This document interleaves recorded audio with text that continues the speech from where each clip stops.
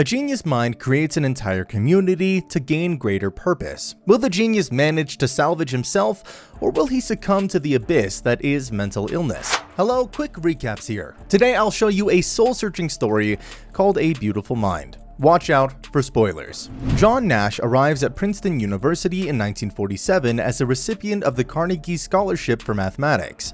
He, alongside fellow mathematicians and scientists, is in a hall receiving a welcome speech. They are motivated on how mathematics is the future and how it can change the world. After the lecture, they are ushered into the campus garden for socializing and refreshments. Nash is looking at the refreshments on the table when he notices a crazy math puzzle whose dimensions can be equated to a fellow student's tie. He makes a joke about the tie and is introduced to graduates Soule, Bender, and Ainsley.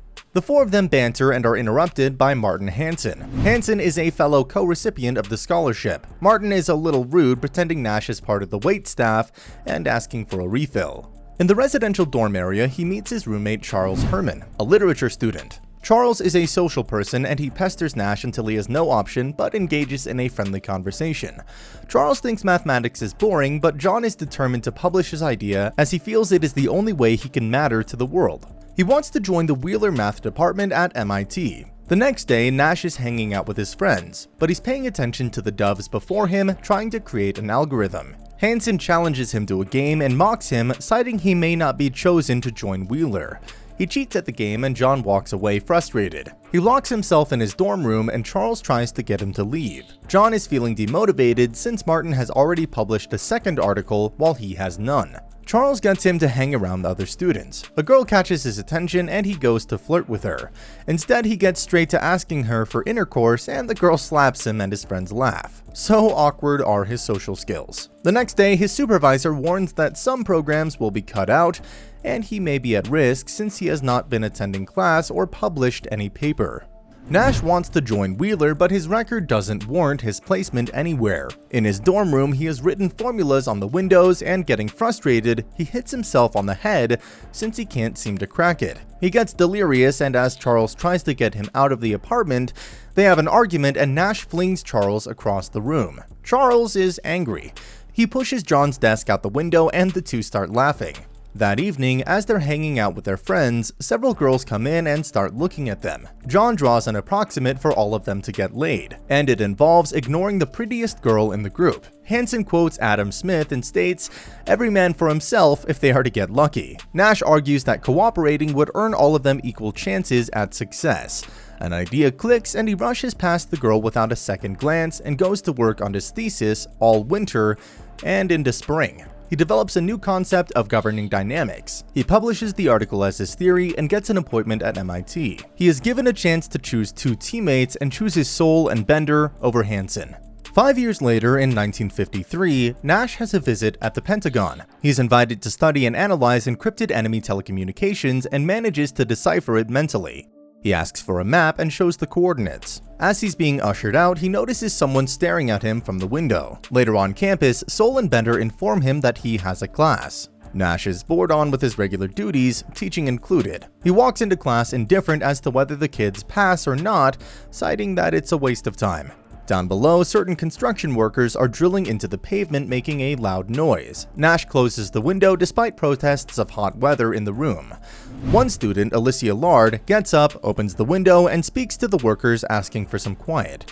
They listen to her and class resumes. As he's walking home that evening, he meets Ed Harris playing as a mysterious William Parcher of the United States Department of Defense. William recruits Nash to work with them on a classified assignment, to look and identify hidden patterns in magazines and newspapers to thwart a Soviet plot. He is even taken to the hidden headquarters and warned that disclosing the information may land him in jail. The Soviets stole a bomb in Berlin and plan to detonate it. By learning their patterns, the defense may be able to learn of the location. He is implanted with a random isotope that gives him access codes to his job. He agrees. Nash starts digging into magazines and newspapers. One at a time, his student Alicia comes in, saying she had solved the problem Nash had left on the board. But Nash says it's incorrect. Alicia asks him out for dinner, they go out and fall in love. Nash becomes increasingly obsessive with searching for patterns, delivering his results to a scarlet mailbox. He becomes paranoid, believing he is being followed. One day, he runs into his friend and roommate, Charles, who has a niece, Marcy. Charles's sister died after a road accident, and he was taking care of her daughter. The two catch up, and Charles convinces Nash to marry Alicia. He proposes to her on her birthday, and they get married soon after. As Nash continues with his confidential work, he is positive that he's being followed. He starts having anxiety, always looking over his shoulder and at windows in his house, and misses class. He is delivering mail one time when he notices people trailing him with a car. William appears and mentions for him to get in the car. They drive off as the Russians follow them, shooting at them. They manage to derail the car into a river.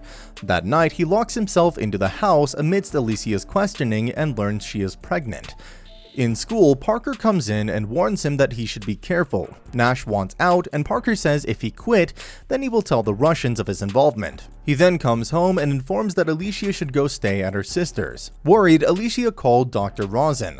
That day, Nash is invited to Harvard as a guest speaker for the Mathematics Summit. He meets Charles and Marcy at the entrance and promises to tell him the truth once he is done with the conference.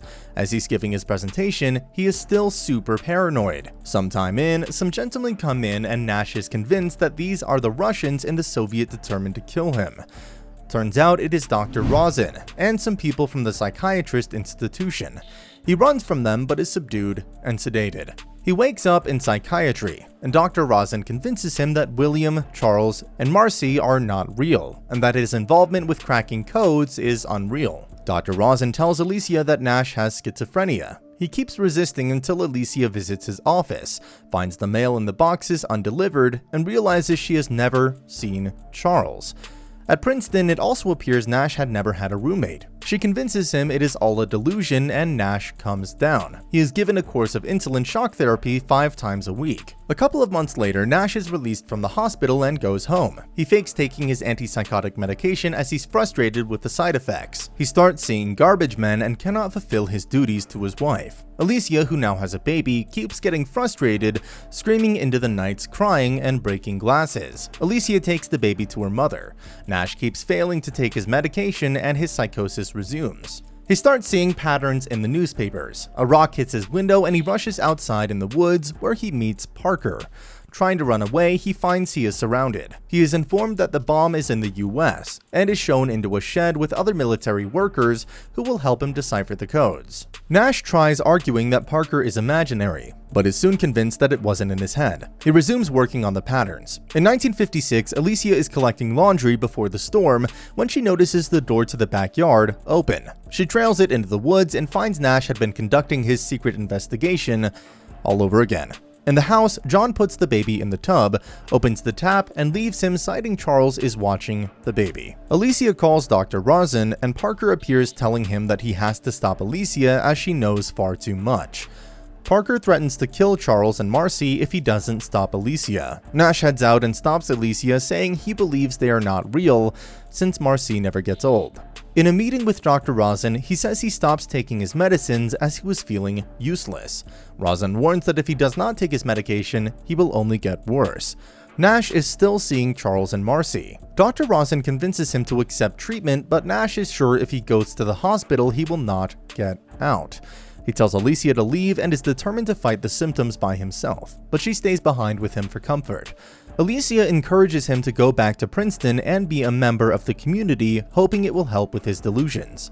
Nash goes back to Princeton where he meets Hansen, who is the head of the mathematics department. He is still seeing Charles and hits the desk with his newspaper and apologizes to Hansen, who understands. Hansen agrees to let Nash work out of the library and audit classes.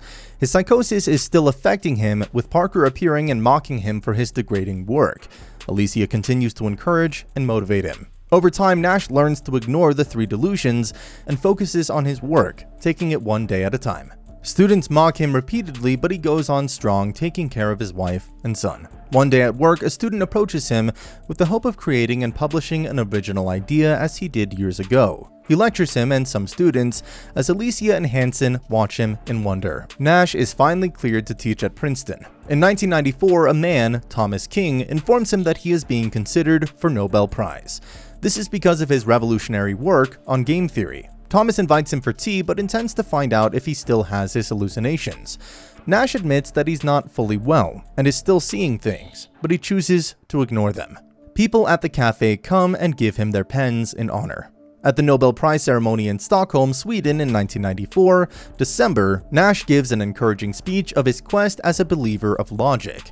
He says his most important discovery is that only in equations of love, logic can be found, dedicating his prize to his wife and pulling out the handkerchief she gave him on their first date. As they leave the ceremony, he sees Parker, Charles, and Marcy watching them. He looks at them briefly before walking out with his wife.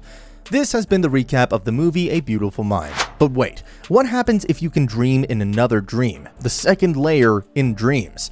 And finally, the fifth layer of dreams. That's what happens in the movie.